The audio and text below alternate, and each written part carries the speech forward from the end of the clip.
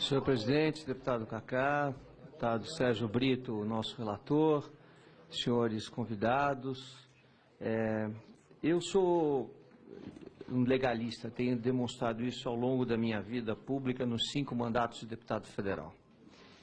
E eu acho que quando se pretende alguma atividade comercial em qualquer país, deve-se cumprir a legislação em vigor. Então, eu me atenho única e exclusivamente, e peço ao doutor Carlos aí, da Tavênia,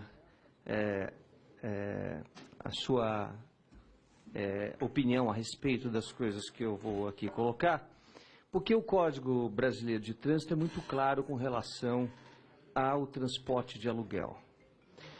Se não vejamos, eu fui chefe do departamento do emplacamento do Departamento de Trânsito de São Paulo, o maior departamento de trânsito do Brasil. E desde isso na década de 70, final da década de 70. Estou nos meus 59 anos de idade e já corri muito por essa vida. Mas lembrando aquela época e tendo feito parte da comissão que fez esse Código de Trânsito Brasileiro, me lembro muito bem dos artigos que nós colocamos aqui para o transporte de aluguel, seja ele de passageiro ou de carga. Então, o artigo 107, dentre outros que aqui eu vou citar, é muito claro, diz o seguinte: os veículos de aluguel destinados ao transporte individual ou coletivo de passageiros,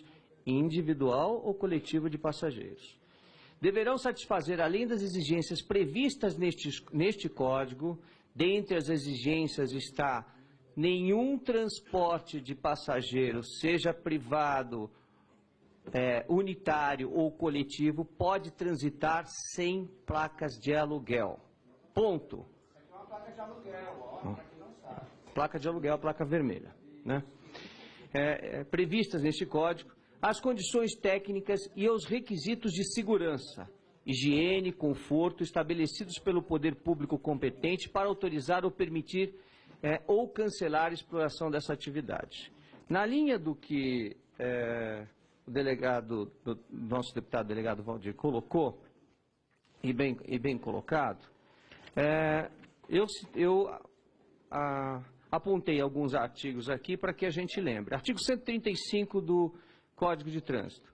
Os veículos de aluguel destinados ao transporte individual ou coletivo de passageiros de linhas regulares ou empregados em qualquer serviço remunerado para registro, licenciamento e respectivo emplacamento de característica comercial deverão estar devidamente autorizados pelo poder público concedente. Como se não bastasse isso, o artigo 231, inciso 8º, diz o seguinte: que é medida administrativa a retenção de veículos de transbordo, de carga ou de passageiros de aluguel, né? Inciso 8º, efetuando o transporte remunerado de pessoas ou bens quando não for licenciado para esse fim, salvos de força maior, com permissão de autoridade competente. Sabe qual é a punição? Retenção do veículo. E aí, doutor Carlos, que é procurador da República, não me deixa mentir, de que nós, agentes públicos, seja por mandato ou não, somos obrigados de ofício a fazer cumprir a lei. O artigo 237 diz o seguinte: transitar com o veículo em desacordo com as especificações e falta de inscrição, simbologia necessárias à sua identificação, no que diz respeito ao transporte de aluguel, né? Quando exigidas pela legislação, caracteriza a infração de natureza grave, penalidade multa, medida administrativa, retenção do veículo. O artigo 329 do Código de Trânsito também diz o seguinte: os condutores de veículos de que tratam os artigos 135 e 136 para exercerem as atividades deverão apresentar previamente certidão negativa de registro de distribuição criminal relativamente aos crimes de homicídio, roubo, estupro e corrupção de menores, renovável a cada 5 anos, junto ao órgão responsável pela respectiva concessão ou autorização. Bom, como se não bastasse tudo isso, a legislação brasileira, doutor Carlos, estabelece que quem apronta o pagamento quer comprar é obrigado a vender qualquer serviço ou produto, está na Lei 8.137. Ou seja, para que o Uber continue a transitar, temos que cumprir a legislação. Começa-se pela legislação federal. Para que isso aconteça, eles têm que estar com placa vermelha, sob pena, e eu vou ter que tomar essa providência, por ser agente público, de oficiar os departamentos de trânsito do Brasil para que faça apreensão dos veículos sob pena do diretor de trânsito estar prevaricando e responder por crime de prevaricação. E aí eu vou acionar o Ministério Público. Aí o Ministério Público será acionado para o cumprimento da lei. Não sou contra o Uber, sou contra o Uber estar no mercado sem a devida regularização. Isso sim, porque nós estamos, em primeiro lugar, e aí vale o direito do consumidor, pois o Uber presta um serviço, o destinatário final desse serviço é o motorista de Uber, a responsabilização do Uber por fazer promessas falsas e enganosas com relação a garantias legislativas que não existem. Não existe amparo legal para que eles sejam, inclusive, de acordo com uma publicação que saiu num jornal de grande circulação, onde o senhor Fábio Saba dizia que não quer, que é porta-voz do Uber, que não quer a regulamentação e que, independente de multas grandes e multas pequenas, ele vai continuar com a atividade do mercado desrespeitando a legislação brasileira. Não é assim. Não é assim. Me desculpe, mas não é assim. No Departamento de Trânsito, quando eu lá estava, eu era obrigado, por força de lei, a prender qualquer veículo que estivesse fazendo transporte de carga de aluguel, seja de carga ou de passageiros, porque a lei assim o impunha. E eu não posso agora permitir que a coisa mude da noite para o dia por causa de um aplicativo, que vem, se instala no Brasil, abre uma empresa perfeitamente natural, é constitucional que as empresas se estabeleçam aqui e que têm o direito de se estabelecer. Agora, não para legislar, ou melhor, para fazer o exercício das leis com as próprias mãos, ou seja, o exercício arbitrário das próprias razões. Não, aí não.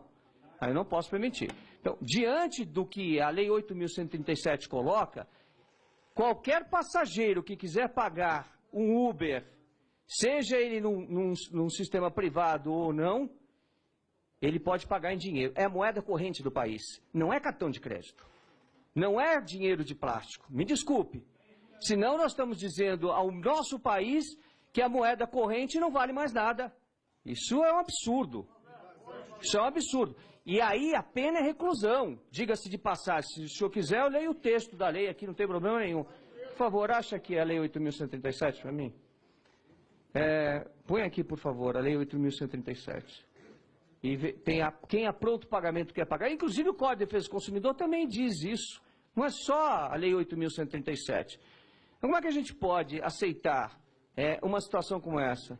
Doutor Carlos, eu tenho conversado bastante com o pessoal do Uber em São Paulo.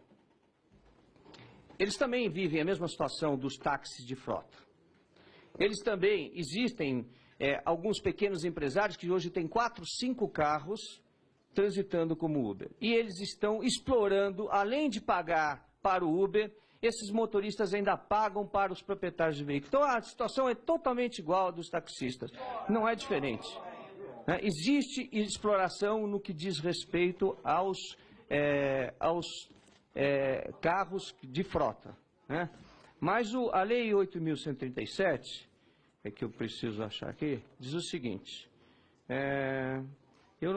acha aqui para mim, eu não vou conseguir achar aqui, está logo no começo da Lei 8.137, a exigência do pagamento em moeda corrente. Diante dessas colocações, deputado Sérgio Brito, ou se regulamenta, através de lei, esta situação, ou do jeito que está, não pode continuar.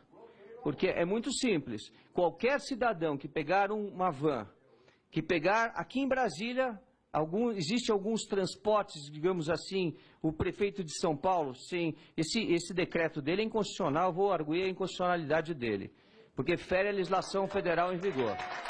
Mas, vamos lá, aqui em Brasília, usando como exemplo em Brasília, eu tenho uma casa fora daqui, no caminho para Sobradinho, num condomínio, e eu vejo os carros parando nos pontos de ônibus e oferecendo carona coletiva em troca de pagamento. O Departamento de Trânsito aqui apreende esses carros.